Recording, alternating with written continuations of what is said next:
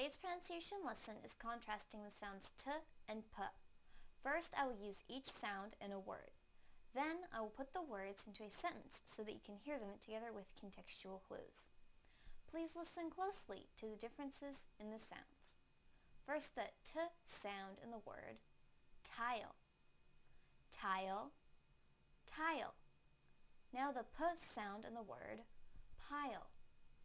Pile, pile. Now I will use them both in a sentence. Put the tile in the pile. Put the tile in the pile.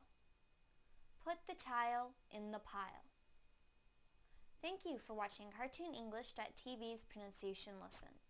Come visit our website for free lessons, games, and chat.